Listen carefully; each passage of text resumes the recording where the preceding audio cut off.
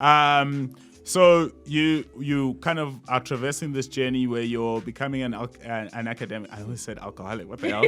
You're becoming an academic, and you're kind of learning to be at one with yourself.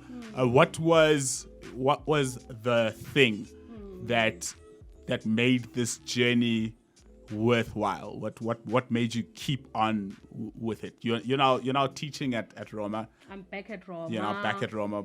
I left the country in 2011, at the end of 2011, and I was like, I don't like this country. I'm never coming back. Because otherwise I am done. I'm done with it. But you know what happens out there? You then realize, Sure. And there's no perfect country. I mean, when I was in Joburg, I used to push things against the door. I had a panic button too, actually. I was a bundle of nerves and it wasn't working out. There was no peace. So, guys, there is no perfect country out there. Banish the thought. There is no such thing. Yeah. Even the good old USA. Every country has its problems. So, we will solve them. Yeah. So I'm coming back with that resolve, right? I was away for 8 years. I came back early last year, January. That's when I decided, you know what? I love this country. I could love do this. My people. Let me give it a go. Yes, let me give it a go. Yeah. But for me, it's about the people. Yeah. I love the flag and everything, the national anthem. But for me, it's our story, how it started. Morena Moshesho, Bo Morena Moshlomi, Bo Mantop Amufumahadi, Helambasadi, Bo Mufumadi Mantatisi, and all of them, our ancient warriors, their wisdom that we can tap into. Yeah. And that we can excavate and really tune into that, because that's our authentic self, and obviously mix it with what we now know. So we are lucky because we can tap into the past, but we can also look at the present and say, okay, we like that, so we can pick and choose and come up with our own alchemy. I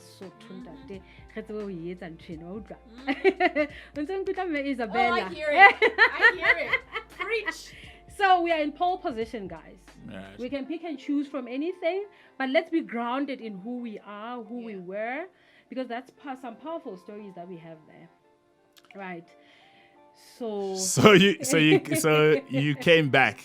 I came back, and I was like, okay. So how do I become a solution? Because we love to complain. You know this. This is like our favorite. That we're very good at. National hobby. Very good at that.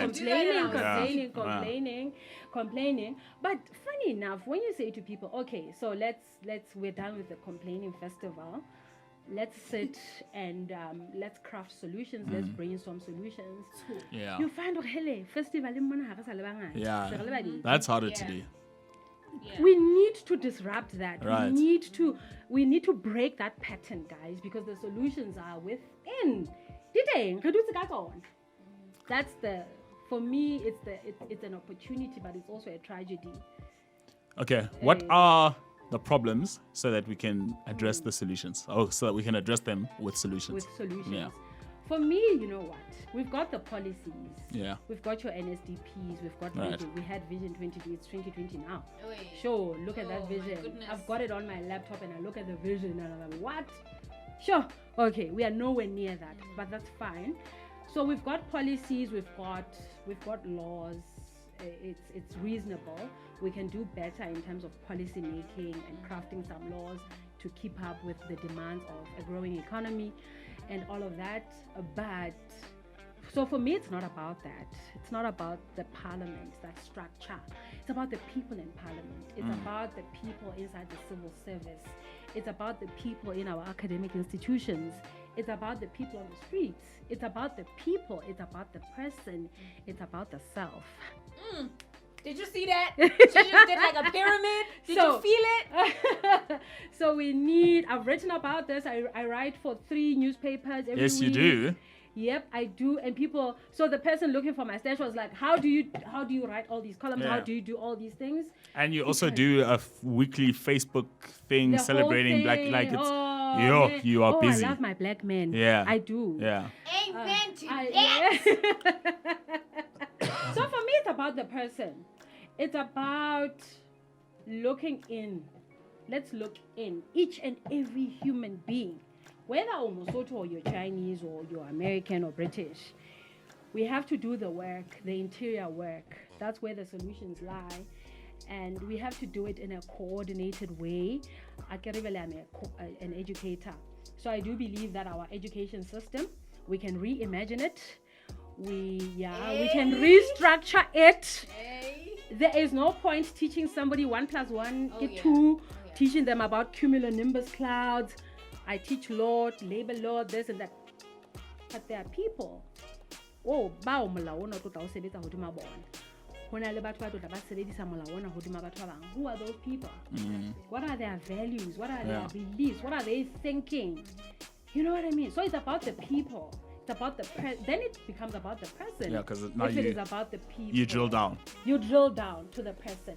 So each and every human being has a task of looking in, because the education system was very Eurocentric. It has its own deficiencies. You listen to people like Sir Ken Robinson.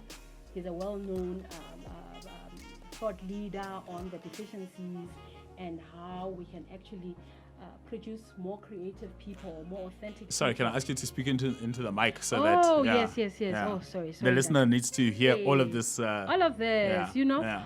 So You're dropping bombs, pearls here. So yes, I can teach labor law, but can we also have in the same system somebody teaching people about the mindset? Somebody teaching people about the heart set. I'm a big fan of Robin Sharma.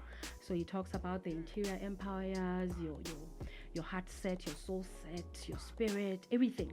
Because we are more than just, I am more than this degree and this title I advocate. Yeah. In fact, the degree is nothing compared to everything else that makes up the self. My values, my spirit, my soul, my physique. So we need to calibrate everything. But education system yarona, it's all about 1 + 1. You believe in people. I believe in people, and even people, unless you are literally a certified psychopath who has to be removed from society, and it's only like 1% of the global it's population. even less than 1%. Yeah, less than 1%. So people are inherently good, but we need to unleash everything that is in there, because it's there. It's Dada Mudimu wins a needle work. Yeah. He did it. 9 months in your mother's womb, he did it. I was gonna ask you why you believe in people, but I don't need to anymore because you have. Do you believe in people in Lesotho specifically, or you believe in People as a whole. in people? I believe in people as a whole. Yeah. But I have a special thing for Basotho. You know, I always say about Black Panther, the film, it's not a coincidence. Remember what I said about God, the Grand Chess Master. It's not a coincidence that the guy who wrote the Black Panther comic, Jeffrey Thorne, actually went to Machabeng College. Yes. What are the chances? Match call, baby. What are the chances? Yeah. Yeah? But he was here in the 70s. His dad was a diplomat. Yeah. That's not a coincidence. He had to be here. And apparently the story is his life was transformed by being Lesotho. By being here. Apparently the Thorne family, they love this country to bits. What is that? What is that? Somebody who's from America, who is still in America, they went back, but they have a special affinity for this country. That is our thing. That is our... Yeah. Ryan Coogler, who ultimately directed Black Panther, he came and spent 3 weeks. Oh wow. And the 3 weeks actually turned into 3 months. Such was the experience that he had. He said he called it a spiritual awakening that he had here. So the people here shouldn't sleep on the X factor, because everybody has it. We have it. You have it at an individual level, but we also have it at a collective level. What is our X factor as Basotho? And we are so down on ourselves. The things we say about ourselves. But that tells you what we think about ourselves. Because it all, But somebody from outside, Ryan Coogler, 3 weeks, 3 months. Yeah. Imagine. Jeffrey Thorne. Aba se kenya sana magana se nla ba he ha se sa gona ke sa randa but ha ona taba re se appropriate ke sa gona right so I'm saying Black Panther is not a coincidence. Uma Johnson recently, his thing is going viral right it's now. Viral, right we have what is our X factor? But Ryan Coogler cannot tell me about my X factor. In as much as Nkeke Kayota me Isabella about her X factor, you have to own it, you have to define it, you have to isolate it, you have to own it as a human being. Then collectively, we have to stand there proudly and say, this is our X factor. We need to get there. What is the higher self before we go to an ad break? The higher self is a self that is self-aware. And it comes from, young people are talking about being woke. It's literally, so what happens, the magic happens inside your mother's womb, and then you're born. And then the drama begins because one, you don't decide into what kind of family, what country. I always hear young people say, you were born here. You don't get to choose, right? So you are born, and then you are born within very particular socioeconomic dynamics. And those are the things that kill people's, X factor, the it factor. You are born with it. Can we agree, Jorge? How from your mom's womb, you are complete, you are perfect. God has done the needlework that 9 months, it took him 9 months to craft you. Can we agree on that? For sure. Right, but then you are born into a Lesotho, you are born into a all they know is war. You are born somewhere south side of Chicago, the project. TMX throwing up his gang signs. None of us get to decide. Yeah. You are either tall or you are short. Nobody gets to decide. Yep. You know what I mean? So all those other variables we don't get to decide.